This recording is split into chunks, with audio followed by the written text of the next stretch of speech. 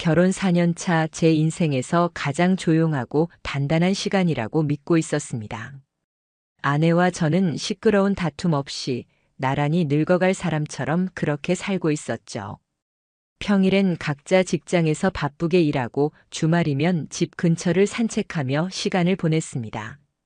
남들이 보기엔 지루하다 할 수도 있었겠지만 저에게는 그 일상이 참 고마운 나날이었습니다. 그런데 그 평온한 나날의 틈에 아주 작고 미세한 금이 가기 시작한 건 어느 겨울 수요일 저녁이었습니다. 아내는 책을 좋아하는 사람이었습니다. 지방의 공립도서관에서 일하며 문화센터 수업도 자주 들었죠. 그래서 그날도 저는 아무 의심 없이 그녀가 도서관 야간 업무가 있다고 말했을 때 고개를 끄덕였습니다. 오후에는 지역 회의가 있어서 늦어질 수도 있어. 그녀는 평소와 다름없는 목소리로 말했죠. 목도리를 두른 채 현관을 나서면서도 저를 향해 살짝 미소를 지어 보이더군요. 그 미소 지금 와서 생각해보면 너무나 완벽했습니다. 의심을 지워버릴 만큼 자연스러웠으니까요. 하지만 이상했던 건 그날 밤이었습니다. 평소 같으면 9시 즈음이면 귀가했을 아내가 자정이 넘도록 돌아오지 않았습니다. 전화는 받지 않았고 메시지에도 답이 없었습니다. 결국 12시 반쯤 되어야 현관문이 조용히 열렸습니다. 그녀는 서둘러 신발을 벗으며 말했습니다. 아, 미안해. 회의 끝나고 회식이 갑자기 생겨서 폰도 방에 두고 나갔더니 연락 못 받았네. 그 말이 틀린 건 아니었습니다. 충분히 가능한 이야기였죠.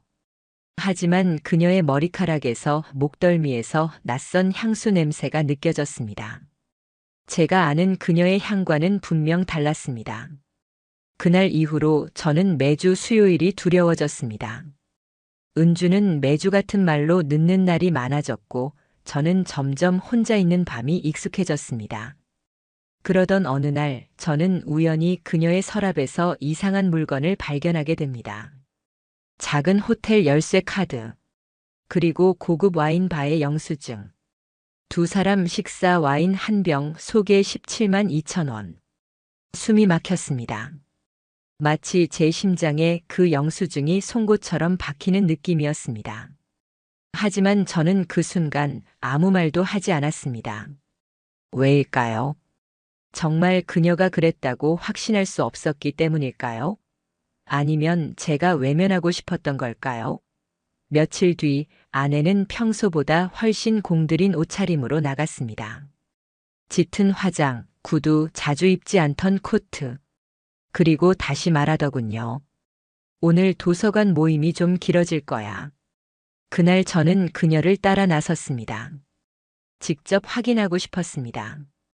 그녀가 내게 거짓말을 하는 건지 아니면 내가 의심 많은 남편이 되어가고 있는 건지. 택시를 타고 이동하는 그녀를 따라 시내 중심가까지 갔습니다. 그리고 저는 믿고 싶지 않은 장면을 마주하게 됩니다. 한 남자가 먼저 호텔 라운지에서 그녀를 기다리고 있었습니다. 머리가 단정한 중년 남자 정장 차림. 그리고 아내가 다가오자 그 남자는 자리에서 일어났습니다. 두 사람은 익숙하게 눈을 마주쳤고 아주 자연스럽게 입맞춤을 했습니다. 저는 순간 주먹이 꽉 쥐어지는 걸 느꼈습니다. 그 장면을 핸드폰 카메라에 담아내는 내 손이 떨릴 정도로. 심장이 요동치고 어지러웠지만 저는 그 장면을 끝까지 지켜봤습니다. 그날 밤 아내는 아무 일 없다는 듯 제 옆에 누웠습니다. 침대는 똑같이 따뜻했고 조명도 늘 그렇듯 부드러웠습니다. 하지만 제 속은 칼바람이 부는 들판 같았습니다. 그녀는 잠든 척하는 제 눈앞에서 아무것도 모른다는 듯 숨을 고르고 있었습니다. 저는 말없이 천장을 바라보며 생각했습니다. 이건 끝내야겠구나. 하지만 당장 싸우고 싶지는 않았습니다. 분노는 잠시였고 제 안엔 차갑고 정밀한 계산이 스멀스멀 올라오고 있었거든요. 그들을 어떻게 무너뜨릴지, 이 거짓말을 어떤 식으로 끝낼지. 그리고 다짐했습니다. 나는 이 복수를 절대 감정적으로 하지 않겠다고. 차갑게, 철저하게, 절대 흔들리지 않고 밀어붙이겠다고. 그날 이후 저는 매일이 연극처럼 느껴졌습니다. 같은 집, 같은 침대, 같은 식탁에 앉아 있었지만 우리는 완전히 다른 시간을 보내고 있었습니다. 아내는 매일 저에게 아내의 역할을 해냈고 저는 그 사실을 아는 채로 아무것도 모르는 남편 역할을 연기했죠. 하지만 저는 결코 가만히 있지 않았습니다. 그날 호텔 앞에서 본 남자의 얼굴이 자꾸 머릿속에서 반복됐고 그 이미지 하나만으로 저는 움직이기 시작했습니다. 우선 그녀의 휴대폰부터 살폈습니다. 아내가 샤워 중일 때, 책을 읽고 있을 때, 잠금 해제 후 열어본 앱들은 평범했습니다. 카카오톡도 문자도 통화 목록도 모두가 너무 깨끗했습니다. 그게 오히려 이상했습니다. 통화 내역이 너무 적었고 문자 메시지는 며칠 전까지만 있고 심지어 카카오톡 대화방도 대부분 삭제돼 있었습니다. 제가 의심한 건 바로 그 없음이었습니다. 정상적인 사람이라면 남아있어야 할 대화가 없다는 건 오히려 숨기고 있다는 증거였죠. 그날 밤 저는 그녀가 잠든 틈을 타 노트북을 켰습니다. 아내의 구글 계정에 로그인해 봤습니다. 한 번쯤 자동 로그인 설정을 해두지 않았을까 싶어서요. 다행히도 아내는 구글 드라이브에 백업 설정을 해두고 있었습니다. 그리고 그 안에서 저는 충격적인 폴더 하나를 발견하게 됩니다. 폴더 이름은 진짜나. 심장이 쿵 내려앉았습니다. 폴더를 열자 데이트 사진, 모텔 영수증 스캔본, 그리고 그 남자와의 통화 녹음 파일이 있었죠. 하나하나 열어보기 시작했습니다. 첫 번째 녹음 파일은 그들의 호텔방 안대화였습니다. 은주야, 내가 웃을 때가 제일 예뻐. 나도 오빠랑 있을 때 제일 편해. 그 목소리. 처음 듣는 남자의 목소리와 제가 사랑하던 아내의 나긋한 음성이 겹쳐지는 그 순간, 제 모든 인내가 무너지는 느낌이었습니다. 하지만 참았습니다. 왜냐하면 이건 시작일 뿐이니까요. 그 폴더 속에는 호텔 투숙 날짜와 예약자 이름까지 남아 있었고, 그 중에는 이도훈이라는 이름이 여러 번 반복됐습니다. 그 순간 저는 그녀의 불륜 상대가 이도훈이라는 사람일 가능성이 높다고 판단했습니다. 곧바로 사람을 썼습니다. 조용히 추적할 수 있는 사람. 지인을 통해 소개받은 분이었는데 직접 뛰지 않아도 충분한 자료를 모아줄 수 있는 분이었죠. 며칠 뒤 연락이 왔습니다. 이도훈, 1979년생. 병원 행정팀장. 유부남입니다. 심장이 또다시 무너져 내렸습니다. 그녀가 만난 남자가 유부남이라니. 상간녀로 소송당할 수도 있다는 걸 아내는 알기나 했던 걸까요? 더한 건 도훈이라는 남자 역시 은주와 같은 호텔을 반복적으로 사용하고 있었고 그 호텔의 직원과 친분도 있었던 정황까지 확인됐습니다. 즉, 단순한 불륜이 아니라 이건 계획적이고 반복적인 관계였던 겁니다. 한두 번의 실수가 아니라는 거죠. 저는 그날 연차를 내고 아내의 출근길을 몰래 따라붙었습니다. 도서관에 들어가는 그녀를 확인하고 잠시 뒤따라 나온 이도훈이라는 남자가 차에 타고 기다리던 장면까지 목격했습니다. 그는 운전석에 앉아 있었고 그녀는 차에 올라탄 뒤 조수석에서 고개를 숙인 채 그와 손을 잡았습니다. 그 모습을 밖에서 바라보고 있는 제 마음은 진창 속에 내던져진 듯 했습니다. 하지만 울지 않았습니다. 이제 감정 따위는 중요하지 않았습니다. 그날 이후 저는 모든 증거를 수집했습니다. 사진, 음성, 위치, 시간. 그녀가 호텔을 방문한 날짜와 도훈의 차량 블랙박스에 찍힌 영상까지 확보했습니다. 이제 남은 건 그 증거를 어떻게 사용하느냐였습니다. 아직 그녀는 아무것도 모릅니다. 저는 여전히 집에 돌아와 그녀가 차려준 밥을 먹고 같은 침대에서 잠을 자며 아무 일 없다는 듯 일상을 연기하고 있습니다. 하지만 모든 퍼즐은 이제 거의 맞춰졌습니다. 그녀가 감히 예상하지 못한 방식으로 저는 이 끝을 준비하고 있으니까요. 사람이 무너지는 데는 그렇게 많은 시간이 걸리지 않더군요. 단 몇 장의 사진과 단 몇 초의 음성만으로 저는 아내를 다시는 사랑할 수 없게 됐습니다. 하지만 저는 감정적으로 무너지지 않았습니다. 모든 걸 확인한 그날부터 저는 남편이 아니라 상대방으로 바뀌었고 아내와 불륜 남을 사람이 아닌 대상으로 보기 시작했습니다. 그들과 싸울 겁니다. 그들이 가장 아끼는 걸 무너뜨릴 겁니다. 그리고 저는 절대 소리 지르거나 울지 않을 겁니다.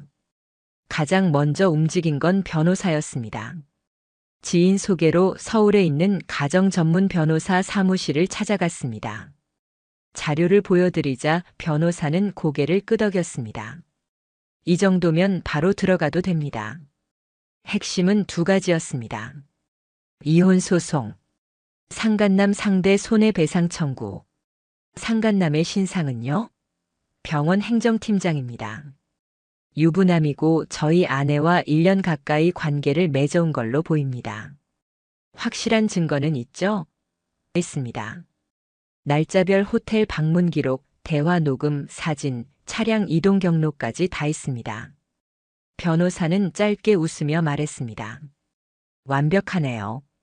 문제 없습니다. 아내분 쪽에서 쓸데없는 대응만 하지 않으면 상간남 쪽도 감당이 어려울 겁니다. 이혼 소송을 위한 소장을 정리하고 상간남에게는 내용 증명과 함께 손해배상 청구서가 동시에 발송됐습니다. 불륜은 개인적인 일이 아니라 명백한 위법 행위입니다. 민법 제840조 1호 배우자의 부정행위는 이혼 사유가 되고 그로 인해 발생한 정신적 피해는 손해배상으로 청구할 수 있죠. 저는 두 사람에게 똑같이 말하고 싶었습니다. 이건 도덕의 문제가 아니라 법의 문제입니다. 그리고 드디어 제가 직접 아내와 마주해야 할 시간이 다가왔습니다. 몇 주 동안 아무 말 없이 지내던 저는 한 평범한 저녁 아내에게 조용히 말을 꺼냈습니다. 우리 얘기 좀 하자. 무슨 일인데? 거짓말 이제 그만해. 뭐? 그녀의 표정이 순간 멈췄습니다. 그러더니 서서히 창백해지더군요. 저는 그녀 앞에 노트북을 펼쳐 사진을 보여줬습니다. 호텔 앞에서 웃고 있는 그녀, 차 안에서 남자의 손을 잡는 그녀, 대화 녹음 파일 목록, 그리고 병원 행정팀장 이도훈의 신상 정보. 이거 다 뭐야? 그녀는 속삭이듯 말했습니다. 그리고 입술을 꾹 깨물더군요. 저는 담담하게 말했습니다. 우리 끝이야. 오빠 미안해. 진짜 한순간이었어. 나 너무 힘들었던 거 알아? 우리 사이 예전 같지 않았고. 변명이 시작됐습니다. 하지만 저는 말없이 봉투 하나를 건넸습니다. 이혼 소송장.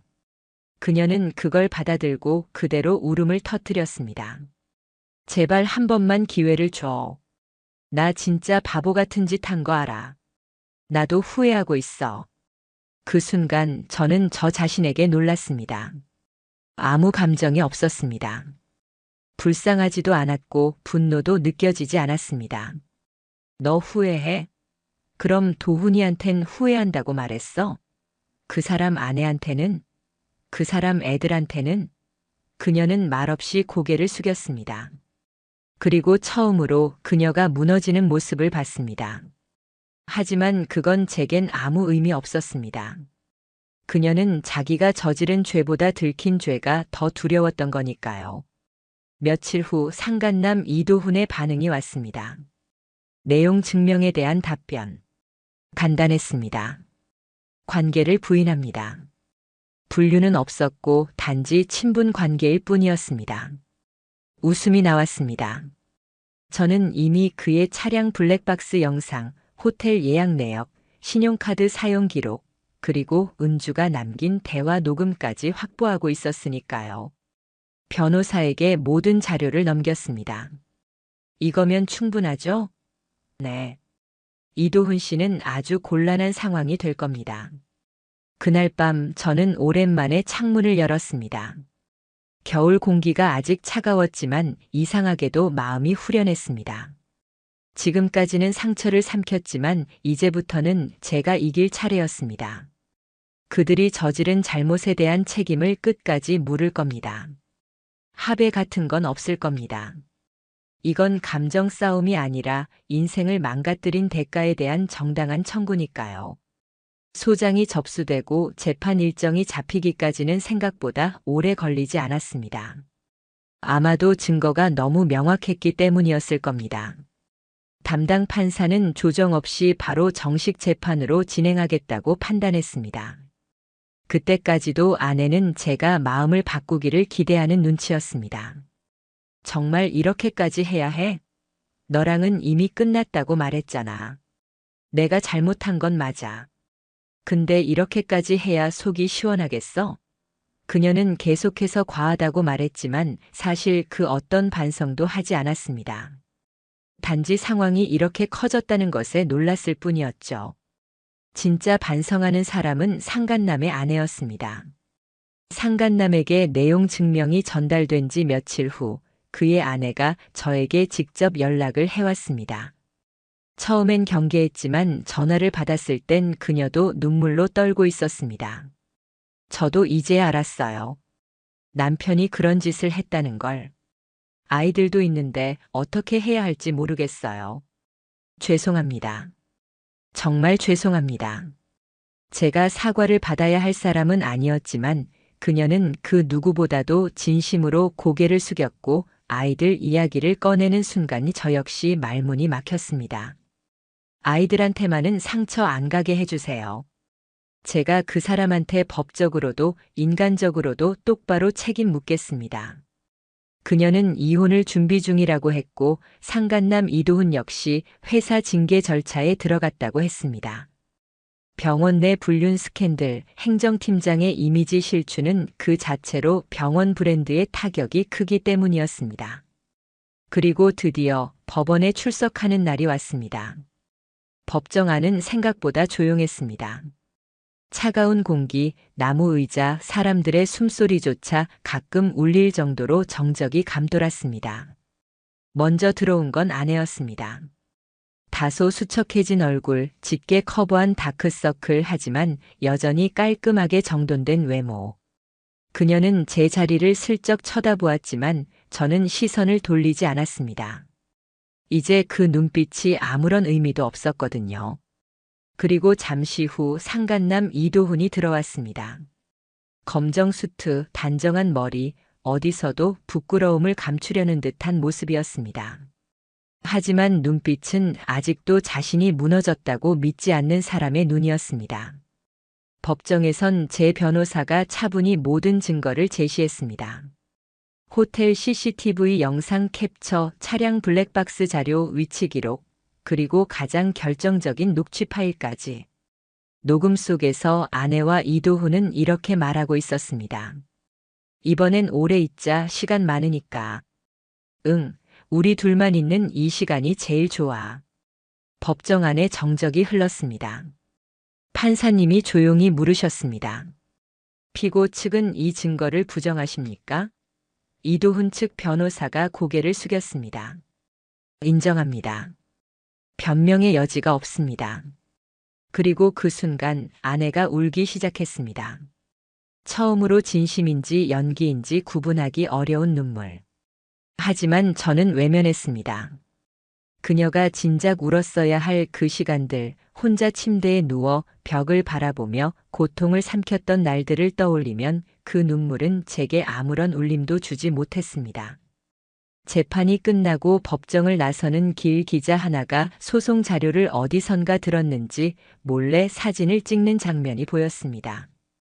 이혼 소송과 상간 소송은 당사자 간의 일이라 언론에 알려지는 경우는 드물지만 상간남이 소속된 병원이 지역에서 꽤 유명했기에 정보가 새나갔을 가능성이 있었죠. 며칠 뒤 병원 홈페이지에는 간략한 공지가 떴습니다. 본원은 임직원의 윤리적 일탈에 대해 유감을 표하며 내부 징계 절차를 진행 중입니다. 그리고 그날 이후 이도훈의 이름은 병원 웹사이트에서 사라졌습니다. 저는 생각보다 빨리 판결을 받았습니다.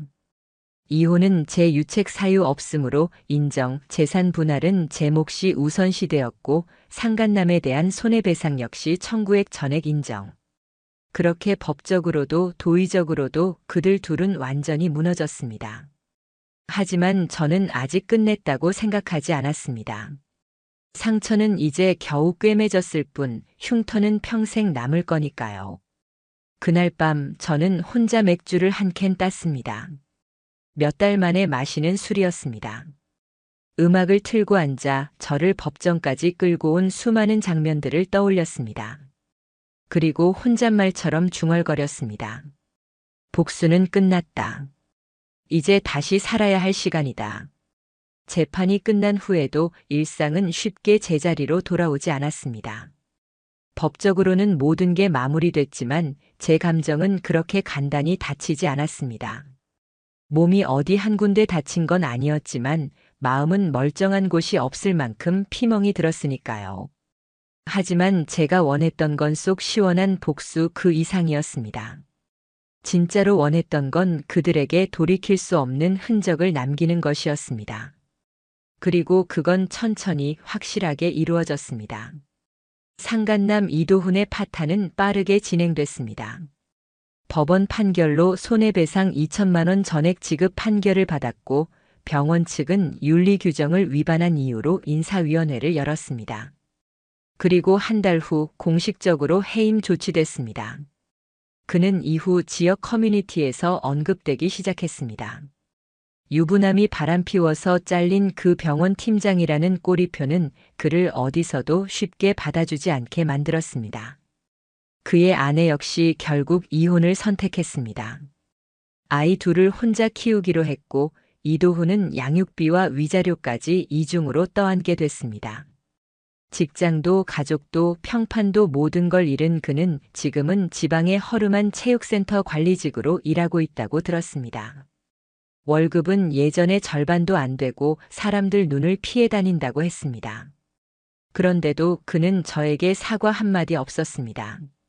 자신의 인생이 망가졌다는 생각만 했겠죠. 누군가의 인생을 훔쳐놓고 도둑이 처벌받았다고 억울해할 뿐인 사람. 그래서 저는 동정심도 분노도 남지 않았습니다.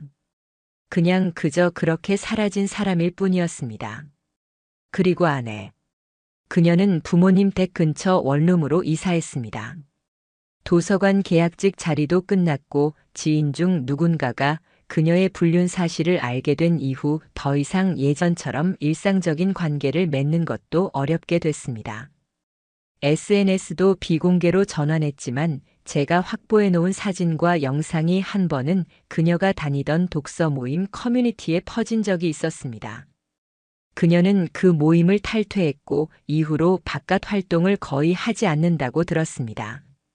하루는 그녀가 직접 연락을 해왔습니다. 오빠 정말로 지금도 나를 그렇게 증오해? 저는 짧게 답했습니다. 아니, 증오도 아까워서 이제는 아무 감정 없어. 그 말 이후로 그녀는 다시 연락해오지 않았습니다. 그것도 다행이었습니다. 저는 그 후로 몇 달간 회사를 쉬었습니다. 마음이 회복되지 않으면 아무 일도 제대로 할 수 없다는 걸 실감했거든요. 하루하루를 조용히 보냈습니다. 커피를 직접 내려 마시고 산책을 하고 음악을 들으며 아무것도 하지 않는 시간을 보냈습니다. 그리고 그 시간이 지나면서 문득문득 떠오르는 감정들이 이젠 날카롭지 않게 느껴졌습니다. 저는 다시 출근을 시작했고 직장 동료들도 제게 특별한 질문 없이 원래의 일상으로 맞아주었습니다. 그게 참 고마웠습니다. 한 번은 상사분이 이런 말을 했습니다. 사람은 무너지면 안 돼. 근데 무너졌던 사람이 다시 일어서면 그땐 진짜 강해지는 거야. 그 말을 들으며 저는 조금 울컥했습니다. 어쩌면 지금 저는 그 누구보다 단단해지고 있는 중이었을지도 모르니까요. 요즘은 아주 천천히 새로운 사람들과 다시 인간관계를 만들어가고 있습니다. 누군가에게 마음을 주는 건 아직 조심스럽지만 그래도 누군가의 따뜻한 말 한마디가 이제는 불편하지 않을 정도는 되었으니까요. 시간이 흐르면 흉터도 흐릿해질 거라 믿습니다. 다만 그 흉터를 절대 잊지는 않을 겁니다. 그건 제가 한 사람을 믿었다가 배신당한 대가이고 그 대가를 통해 배운 사람을 보는 눈, 관계를 대하는 자세, 그리고 저 자신을 지키는 법이니까요. 이 사연을 듣고 계신 여러분, 혹시 지금 고통스러운 시간을 지나고 계시다면 부탁드립니다. 절대 혼자 삼키지 마세요. 사랑을 가장한 기만 용서로 포장된 폭력은 그저 또 다른 상처만 키울 뿐입니다. 저는 싸웠습니다. 그리고 이겼습니다. 그들이 제게 만든 지옥을 그들에게 그대로 되돌려 주었습니다. 그러니까 여러분도 당당하게 그리고 흔들림 없이 스스로를 지키시길 바랍니다. 이건 단순한 복수 이야기가 아닙니다. 내 인생을 다시 찾아오는 완벽한 종결의 이야기입니다. 끝까지 들어주셔서 감사합니다.